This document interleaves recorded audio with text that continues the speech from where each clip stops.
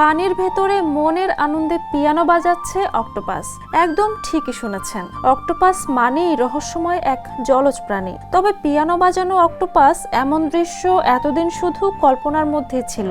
সেই কল্পনাকেই বাস্তবে রূপ দিয়েছেন সুইডেনের সুরকার মাতিয়াস ক্রাঞ্চ।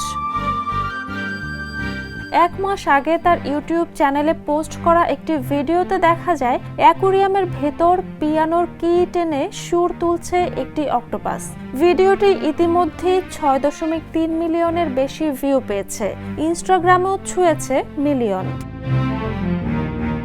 পর্তুগালের একটি অ্যাকুরিয়াম থেকে টাকো নামের একটি অক্টোপাসকে নিজের তত্ত্বাবধানে নেন মাতিয়াস। তবে শুরুটা মোটেও সহজ ছিল না। স্বভাবতই স্বাধীনচেতা এই প্রাণী শুরুতে মানুষকে বিশ্বাসই করতে চাইতো না। সময় নিয়ে ধীরে ধীরে সম্পর্ক তৈরি হওয়ার পরে শুরু হয় শেখানোর পর্ব, তাও পানির নিচে টাকোর নিজের জগতে। প্রায় 6 মাস ধরে ধৈর্য ও যত্নের সঙ্গে তিনি টাকোকে প্রশিক্ষণ দেন। বিশেষভাবে তৈরি পানিরোধী একটি পিয়ানো অ্যাকুরিয়ামের ভেতর বসানো হয়, যাতে পানির নিচেই বাজানো সম্ভব হয়।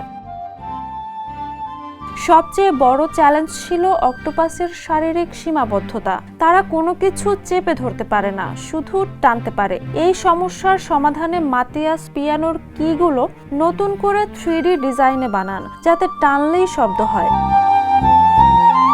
তবু টাকো নিজের ইচ্ছা মতো চলতো।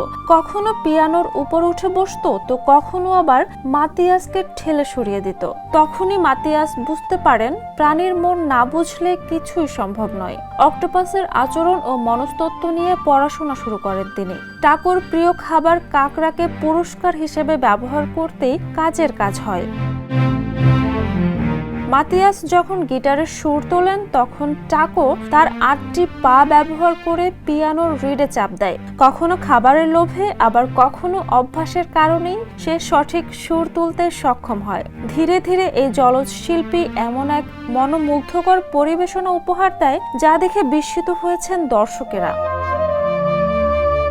এই ব্যতিক্রমী আয়োজন ইতিমধ্যে বিশ্বজুড়ে আলোড়ন তুলেছে। শিশুদের গল্পের বইয়ে দেখা বাদ্যযন্ত্র বাজানো প্রাণীর কল্পচিত্র যেন বাস্তবে রূপ নিয়েছে। টাকোর এই সঙ্গীত চর্চা প্রমাণ করে প্রকৃতির বিস্ময় সীমাহীন, আর সঙ্গীতের এমন এক ভাষা রয়েছে যা মানুষ ও প্রাণী সবার জন্যই সমানভাবে উন্মুক্ত। Jhuma Mridha, the news.